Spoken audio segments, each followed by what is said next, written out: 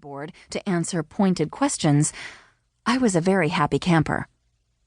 Eddie, on the other hand, did not look like a contented cat.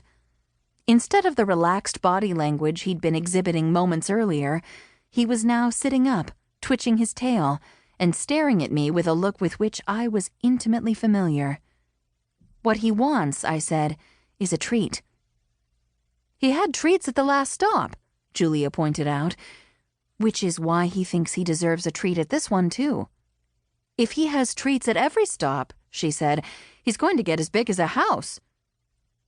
I'd first met Eddie a year and a half earlier, in a cemetery, which sounds weird, and probably was, but Chilson Cemetery had an amazing two-lake view, Jenay Lake to the south, and to the west, the long blue line that was the massive Lake Michigan. The day I'd met Eddie had been another unseasonably warm day, and I'd skipped out on the spring cleaning chores I should have been doing and gone for a long walk up to the cemetery. I'd taken advantage of a bench placed next to the gravestone of an Alonzo Tillotson, born 1847, died 1926, and had been startled by the appearance of an insistent black and gray tabby cat. In spite of my commands for him to go home, he'd followed me back to my place. By the time I'd cleaned him up, whereupon I found that he was a black and white cat, I'd fallen in love.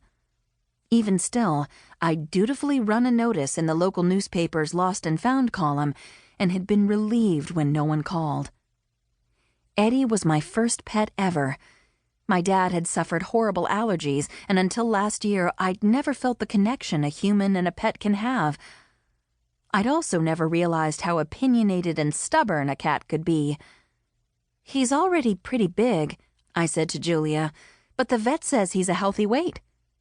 "Mrrr," said the cat in question, starting to ooze off the headrest and toward the driver's seat. "Thanks so much," I muttered. "I love it when you sleep there and shed all over the upholstery so I get your hair on the seat of my pants." Eddie thumped himself onto the seat. "Mrrr." "I think," Julia said, laughing, "that he took offense to that big comment." "Who you calling big?" a woman asked. Julia and I turned. Up until that point, the Bookmobile stop had been empty of patrons. I smiled, pleased that we weren't going to turn up completely dry. Of all the facts and figures that my library board scrutinized, the numbers from the Bookmobile got the most attention. So far, the trends were upward ones, but I didn't for a moment assume that all would be well forever. "Hey, Lise," I said to the woman, who was almost a foot taller than my efficient 5 feet. Her height was the same as that of my best friend, who owned a restaurant in Chilson, but instead of Kristen's slender blonde Scandinavian inheritance, Lise Lacombe's ancestors had endowed her with a broad build, an olive skin tone, and brown hair almost as curly as my unruly black mop. Lise, a few years older than me, possessed a razor-sharp brain, a quick wit, and a prestigious law degree. She'd spent more than a decade playing by the rules in the downstate corporate trenches and moved back north a few months ago to start up her own law office, one that specialized in elder law. To keep costs down, she was using her home as an office and had taken to borrowing books from the Bookmobile instead of making the half-hour drive into Chilson. A July article in the local paper about her practice had generated a number of clients, and it looked as if she was on her way to success. "What's new with you?" Julia asked, standing to get the stack of books Lise had requested online. I was still tweaking the Bookmobile schedule, but at that point, we were visiting each stop every 3 weeks.